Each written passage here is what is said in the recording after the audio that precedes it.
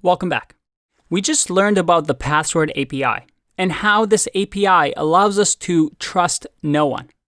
That is, we only trust ourselves, and we're only going to give the bits of information that we feel comfortable to the API so that it gives us a response with some data that we can then calculate on our own machines that are hypothetically more secure.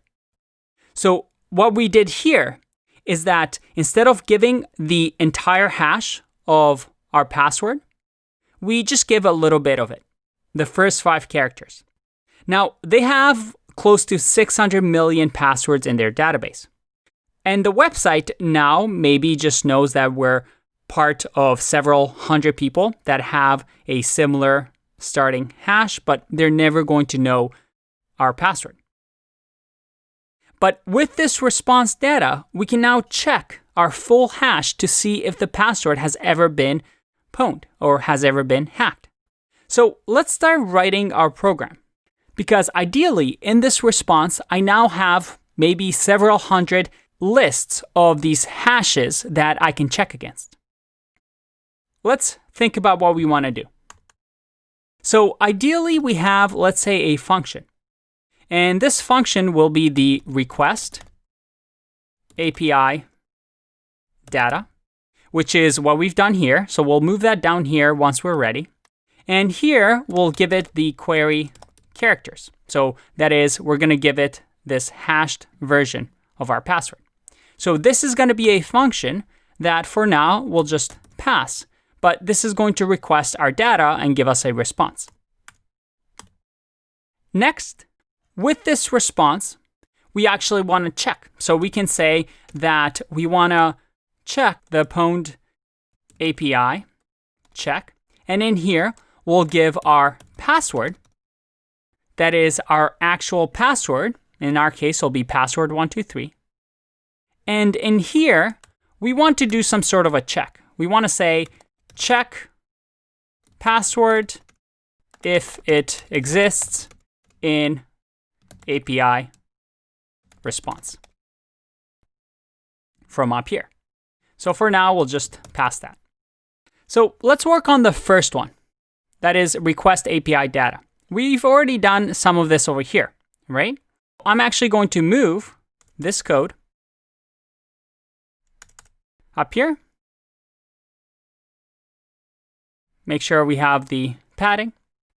Now in here, instead of this string, I'll actually give the query character that we'll call the function with so that it's dynamic. And again, we'll request the URL, we'll have the response, and in here, we'll do a check. We'll say if response.status, because remember, we can check our response. If the status is 200, or in this case, let's say if the status is not equal to 200, in that case, let's just raise an error. So I'll say raise, we'll do a runtime error, and we'll say, well, let's use an F string, and we'll say error fetching, and then we'll give it the status code. So that is response.status. Oh, and actually this is status code. So let's just do status code here. And then we'll just say check the API and try again. All right, so this should be our error if we make a mistake. Let's just test that out. I'm going to just, let's do an API that doesn't exist. So I just written some gibberish here. If I save and run this, well, I have to actually run this piece of code. So let's just do request API data, and the query character is going to be 123. And you know what? This is going to error out whether I do that or not. So let's just do this because it's not the hash version. And I actually get a Python error of type error. Can only concatenate string, not int. So we can just convert this to a string because remember, we're adding it to the URL here. Again, if we run this, all right, look at that. We've raised a runtime error. We have a runtime error, error fetching 400. check the API and try again. All right, so this part is working.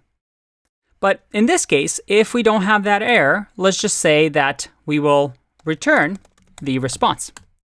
Again, we're just writing small, simple functions. In this case, we just want to request API data. So now we can use it throughout our code. Awesome. Now, this next part is a little tricky because we have to run our password through the SHA-1 algorithm. Luckily, Python has a built-in module for us to do this. So we can actually do import hash lib. As you can see, it's a built-in module. So you can read up more on it if you want. In our case, we're able to do SHA-1 hashing like we did on that website with this library. In here, what we're going to do is, first of all, I want to be able to hash my password. So let's remove the pass here and say SHA-1 password. And we can use the hash lib like this, hashlib.sha1, which is the hashing algorithm we want to use. And this is going to be a little tricky, but you can just read the documentation. I'll just show you how to do it. In our case, we can do password, and we want to encode in UTF-8, which is pretty standard. Actually, you know what? Let me show you what this does. So I'm going to say print, and I'll just do password encode UTF-8. So let's just do that for now. For now, I'm going to comment that out.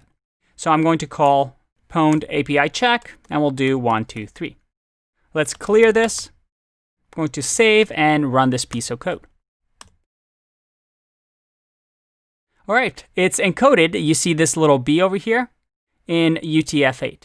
I'll actually show you what happens when we remove the encode after this. Next, when we use the hash lib SHA-1, so let me just copy this. If I just run this, I get a SHA-1 hash object.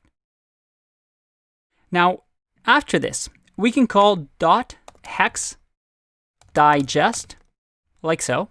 And if I run this, well, how can we check this? Well, we can go to hashlib and just simply search for hex digest. So in here, at any point, you can ask it for the digest of the concatenation of the data, blah, blah, blah, hex digest.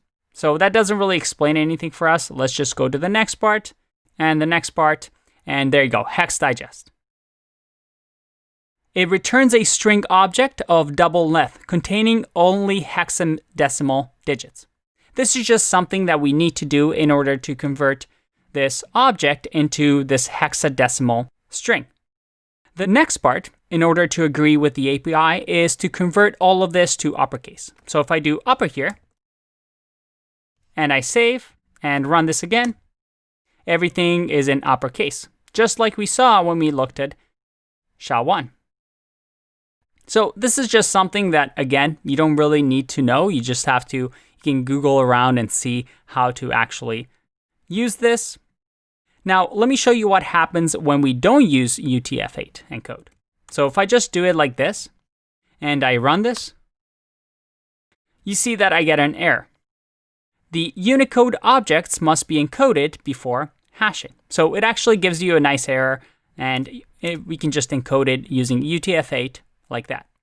So this is just the standard. Again, nothing too crazy. You can read up on encoding and UTF-8 if you want on your own.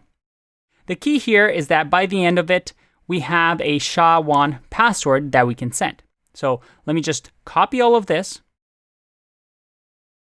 Going to remove the print. And in here, we'll have our SHA-1 password. Awesome. So for now, let's just return this SHA-1 password. And if I run this, well, looks like our code is working. We're not printing anything, but hopefully we are getting this SHA-1 password. Now in the next video, I actually want to try and send this to our API and see what kind of response we get.